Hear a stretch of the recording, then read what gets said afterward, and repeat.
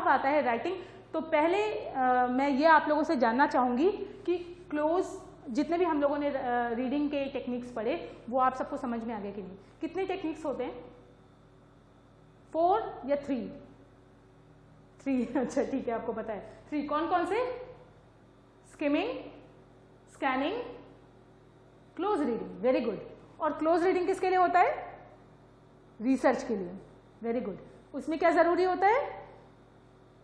Understanding, पूरी thorough information हमको चाहिए होती है और पूरे टॉपिक की इंफॉर्मेशन हमें ज़रूरी होती है। वेरी गुड, बहुत अच्छी बात है। और हमें किस तरीके की अपने एग्जाम में कैसा लिखना है जिससे कि हमारे एग्जामिनर को सब समझ में आ जाए, क्योंकि वो क्लोज रीडिंग बिल्कुल नहीं करता। एग्जामिनर क्या करता है? स्कैन। और स्कैनिंग के लिए हमें किस चीज़ की ज़रूरत है? हमें पूरे आंसर में क्या क्या इंक्लूड करना है? यस, हेडिंग्स, सब हेडिंग्स और क्या? Bold, underline. Very good. यही सारी चीज़ें हैं जो कि हमको मदद करेंगी ना सिर्फ हमें अपनी स्किल्स को इम्प्रूव करने में बल्कि अच्छे मार्क्स लाने में भी। राइटिंग के बारे में बात कर रहे हैं। सर फ्रांसिस बेकन जो कि इंग्लिश एसेइस्ट थे, उन्होंने बोला कि reading make a full man, conference a ready man and writing an exact man. ये प्लीज इसको मेमोराइज कर लो, एकदम मगअप कर लो। क्या बोला मैंने? मगअप। मगअप मतलब मेमोराइज, मतलब एकदम रट लो, मगअप कर लो। अच्छा, रट्टाफाई कोई वर्ड नहीं होता इंग्लिश में। लोग बोलते हैं ना रट्टाफाई कर लो, रट्टाफाई is not a word, please उसके लिए मगअप बोलिए। खैर, तो इन्होंने बोला कि reading make the full man. अगर हम रीड करते हैं तो जो इंफॉर्मेशन हमको मिलती है और उससे हमारी नॉलेज जो बढ़ती है ना, it makes us a, make मतलब एस लगाएंगे यहाँ पे, मेक उन्होंने TH लगाया है, तो वो हमें फुल मैन बनाती है। मतलब ये कि हमें हमारी नॉलेज बढ़ती है और नॉलेजेबल व्यक्ति हमेशा एक परफेक्ट पर्सन के तौर पे देखा जाता है। कॉन्फ्रेंस है रेडी मैन। और अगर हम बातचीत करते हैं ना, कॉन्फ्रेंस अगर हम कन्वे करते हैं अपने आइडियाज़ को, एक दूसरे से बातचीत करते रहते हैं, तो क्या होता है? हमारी हम विट हमारी मजबूत होती है। विट मतलब ये कि हम जैसे कोई भी क्वेश्चन हुआ ना तो हम उसका आंसर दे पाते हैं। जो लोग इंटरैक्ट करते रहते हैं ना लोगों से, उनको आइडिया रहता है कि किस तरीके से किसी पर्टिकुलर सिचुएशन में हमें हैंडल करना है, कैसे हमको किसी भी क्वेश्चन का जवाब देना है। तो कॉन्फिडेंस कहीं ना कहीं एक बिल्डअप होता है। And writing an exact man. और अगर हम राइटिंग पे स्किल पे ध्यान देते हैं, राइटिंग स्किल पे अगर अच्छी तरीके से ध्यान देते हैं, तो हम एक एग्जैक्ट मैन बनते हैं, यानी एकदम करेक्ट। ठीक है, तो इसलिए इन सारी, चाहे वो इंटरैक्शन हो या वो रीडिंग हो, वो राइटिंग हो, सभी हमारे लिए इंपॉर्टेंट है और हमें इस पर ध्यान देना है, क्योंकि हमें एक परफेक्ट पर्सन बनना है। हालांकि परफेक्शन जैसा कुछ होता नहीं है, लेकिन हम कोशिश तो कर ही सकते हैं। Life is a long process of learning and improving, ये मैंने कोट दिया है। आगे बढ़ते हैं। A technique of expressing thoughts with words, symbols, graphs, science and letters. तो हम राइटिंग में क्या करते हैं? हम इन चीजों को इंक्लूड करते हैं। ठीक है, हम थॉट्स, तो ये कितना सिंपल तरीके से मैंने आपको ये पॉइंट्स दिए हैं, जैसे कि आप जब अगर राइटिंग स्किल के बारे में कोई क्वेश्चन आता है तो आपको कोई भी प्रॉब्लम ना हो, 2 नंबर का तो आप आराम से लिख लेंगे, 5 नंबर का भी आराम से लिख सकते हैं अगर आप ये मेमोराइज कर लें। अगर suppose right a note on writing skill आता है या what do you know about writing skills, तो आप इससे शुरू कर सकते हैं, इस तरीके के किसी कोड से या कोई भी कोड जो आप तैयार करते हैं, और उसके बाद आप इसके बारे में लिख सकते हैं कि it is an important technique. एक हो गया पॉइंट। दूसरा point, it is a technique of expressing thoughts with word, symbols, graph, science and letters. कितना सिंपल है ना कि हम इसमें वर्ड्स इंक्लूड करते हैं, साइंस, सिंबल्स, लेटर्स वगैरह इंक्लूड करते हैं, जिससे कि हम अपनी बात को ढंग से कह पाएँ। Significant ability to express ideas and emotions. और ये राइटिंग स्किल अगर हम सही तरीके से अपनी बातों को एक्सप्रेस नहीं कर पाएंगे तो क्या होगा? हम अपने आइडियाज़ और इमोशंस को अच्छी तरीके से लोगों तक पहुंचा ही नहीं पाएंगे। तो एक बढ़िया राइटर, एक इफेक्टिव राइटर तभी है जबकि वो जैसा चाह रहा है, जैसा कहना चाह रहा है, वैसा ही वो अपने ऑडियंस को समझा पाए। I hope you are getting my point. Next point है रिक्वायर्स गुड स्ट्रक्चर। अब ये बहुत इंपॉर्टेंट है हमारे लिए समझना। देखिए, अगर आप एक छोटा पैराग्राफ लिखते, सपोज आपको बोला गया कि एक पैराग्राफ लिखिए राइटिंग स्किल पे, ठीक है, तो आपके जितने भी सेंटेंसेस होंगे वो आपके मेन आइडिया से रिलेटेड होंगे। Are you getting my point? यानी जो भी कुछ आप लिखेंगे you will talk about writing skills only, right? सारे सेंटेंसेस, एक पहले मेन आपने सेंटेंस दिया और उसके बाद सारे सेंटेंसेस उसी मेन आइडिया से कंसर्न मतलब रिलेटेड होंगे, ठीक है, जुड़े हुए होंगे। और जब आप एक पूरा ऐसे लिखते हैं या एक बहुत लंबा लेंदी आंसर लिखते हैं तो आपके सारे पैराग्राफ आपके मेन आइडिया से रिलेटेड होंगे, कनेक्टेड होंगे। तो ये इंटरकनेक्शन होता है, यही गुड स्ट्रक्चर प्रोवाइड करता है कि आपने पहले, कहते हैं ना कि कोई भी चीज़ आप लिखते हैं, अगर कोई आंसर भी लिखते हैं तो सबसे पहले आप इंट्रो लिखते हैं, फिर आप उसकी बॉडी लिखते हैं, यानी डिस्कशन करते हैं, आप उसका बॉडी को डिस्कशन भी कह सकते हैं, और फिर आप लिखते हैं उसका कंक्लूजन, वेरी गुड, समरी लिखते हैं। और ये आप हर एक चीज़ में करते हैं, चाहे आपका आंसर छोटा हो या बड़ा हो, आपको इसका ध्यान रखना है कि तब इंट्रो, अगर छोटा आंसर है तो 2 लाइन का, 1 लाइन का इंट्रो हो गया, बाकी बॉडी हो गई, 1 लाइन का कंक्लूजन हो गया। और मैं आपको एक बात बताना चाहूँगी, जब आप अपना आंसर लिख रहे हैं तो ध्यान रखिए कि आपका इंट्रोडक्शन भी बहुत इंपॉर्टेंट है और आपका कंक्लूजन भी बहुत इंपॉर्टेंट है। और ऐसा नहीं कि बॉडी में आप चाहे कुछ भी लिखें, ऐसा नहीं है, लेकिन इंट्रोडक्शन, कहते हैं ना first impression is the last impression. तो अगर आपका इंट्रोडक्शन अच्छा है तो आपको कई बार मार्क्स आपके इंट्रोडक्शन के बेसिस पे ही मिल जाते हैं। कई बार वो कंक्लूजन पढ़ते हैं, उनको पता चलता है कि कंक्लूड कर रहा है, बढ़िया ये, तो फिर उस पर भी आपको मार्क्स मिलते हैं। तो इसका आपको ध्यान रखना है कि ये सारी चीज़ें आप करके और गुड स्ट्रक्चर उसका प्रोवाइड करें। गाइडलाइंस ऑफ राइटिंग स्किल्स क्या क्या हैं? हालांकि कुछ गाइडलाइंस तो मैंने ही बता दी आपको कि बॉडी होनी चाहिए और उसमें इंट्रो होना चाहिए, कंक्लूजन होना चाहिए। Should be a complete whole. हमेशा ध्यान रखिए कि हम लोग क्या करते हैं कि एक क्वेश्चन के आंसर में बहुत सारा लिखा और बाकी के आंसर हमने छोड़ दिए आधे आधे। अगर आपका कोई भी राइटिंग जो पीस ऑफ राइटिंग है वो कंप्लीट नहीं है तो वो कभी भी आप पूरी तरीके से इंटरप्रेट नहीं किया जा पाएगा। Theme should be clear. जैसा कि मैंने आपको एग्जाम्पल दिया था कि अगर राइटिंग स्किल के बारे में आप लिख रहे हैं तो उसकी थीम क्या हुई? राइटिंग स्किल हुई। उसके बारे में आप पूरा उसी को आपको डिस्कस करना है। तो theme should be clear.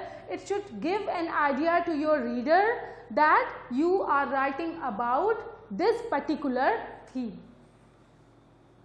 Familiar word should be chosen. इसके बारे में भी हम लोग पहले डिस्कशन कर चुके हैं कि अगर आप बहुत ज़्यादा डिफ़िकल्ट वर्ड्स यूज़ करते हैं या वोकैबुलरी बहुत ज़्यादा डिफ़िकल्ट यूज़ करते हैं तो आपका जो मीनिंग है वो समझ में लोगों को नहीं आएगा। तो ध्यान रखिएगा कि जो वर्ड्स हो ना वो फेमिलियर हो। फेमिलियर का मतलब क्या होता है, लेकिन इसके लिए हमें ये जानना ज़रूरी है। What is familiar?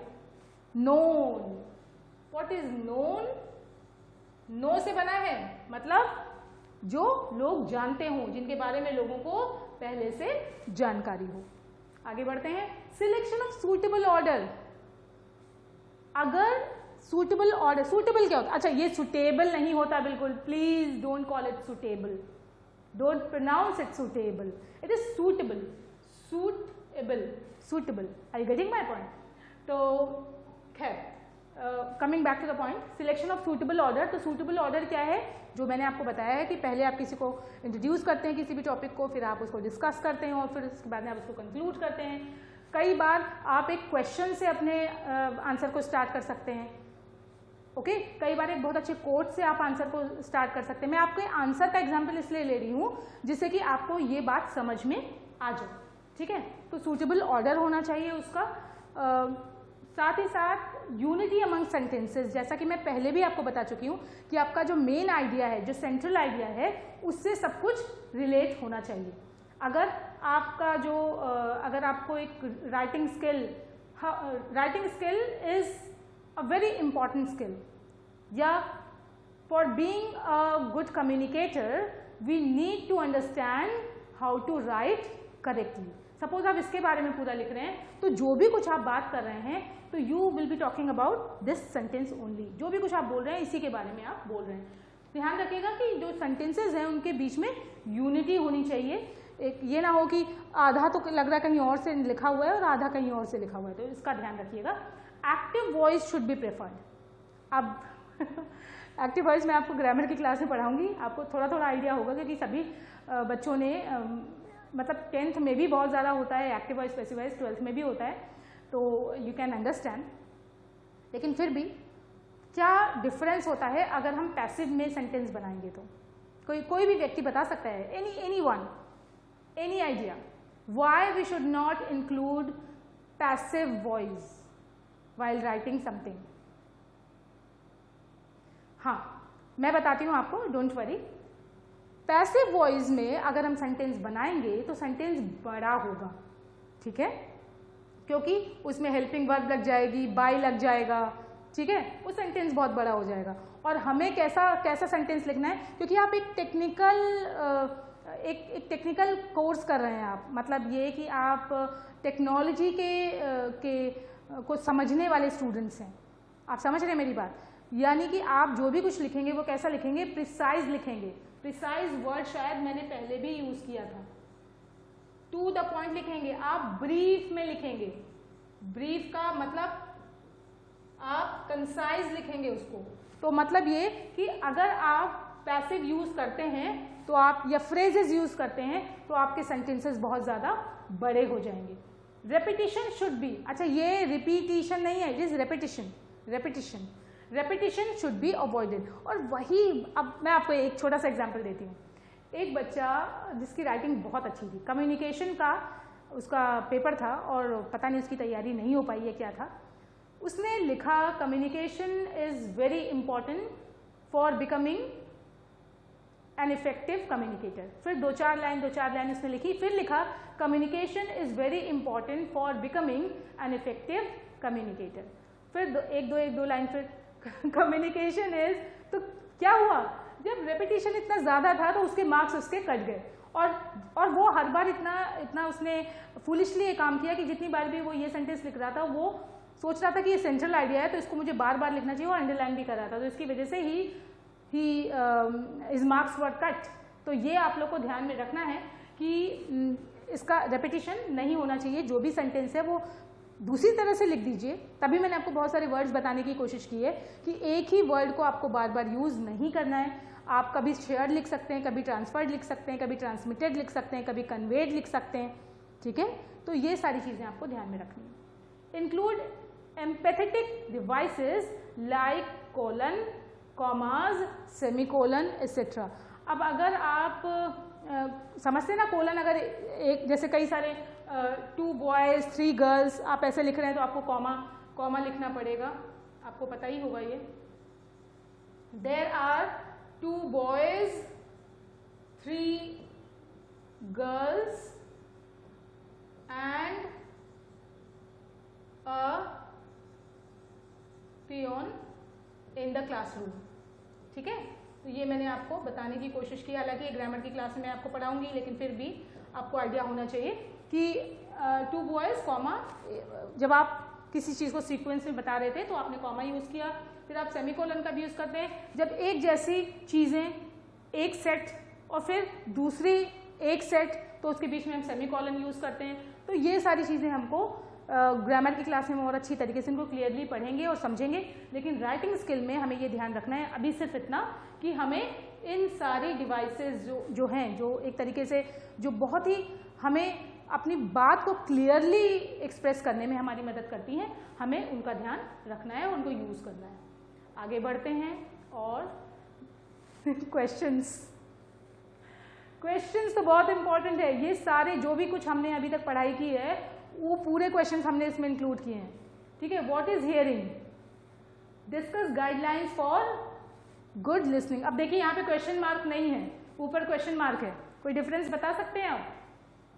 बिल्कुल सही, यहाँ पर क्वेश्चन वर्ड यूज हुआ है और यहाँ पर ये एक सेंटेंस है, इससे यहाँ पे फुल स्टॉप है, वहाँ पे क्वेश्चन मार्क है। तो ये राइटिंग स्किल में हमारी मदद करेंगे। हमें समझने की ये जरूरत है कि कई बार क्वेश्चन में कोई जरूरी नहीं है क्वेश्चन मार्क हो ही, ठीक है। आगे बढ़ते हैं। What is emphasis in writing, ये अभी जस्ट हमने बात करी है इसके बारे में। डिफाइन एक्सेंट, एक्सेंट क्या है? The way of speaking by different people, या तो पर्सन टू पर्सन और कई बार कंट्री टू कंट्री भी वेरी करता है वो। Mark the difference between hearing and listening, ये बहुत इंपॉर्टेंट है, इसको ध्यान में आपको रखना है कि हियरिंग और लिसनिंग के बीच में डिफरेंस क्या है इसको समझना ज़रूरी है। और ये आ गया हमारा कंक्लूजन किसका? यस, जो भी अभी हम लोगों ने टेक्निक्स पढ़ी हैं उनका कंक्लूजन हो गया। और अभी हम और इम्पॉर्टेंट चीज़ें हैं जिनके बारे में हम बात करेंगे। तो आई होप ये समझ में आया होगा आप लोगों को। अगर कोई भी प्रॉब्लम है तो आप अपने क्वेश्चंस मुझसे शेयर करिए। Thank you.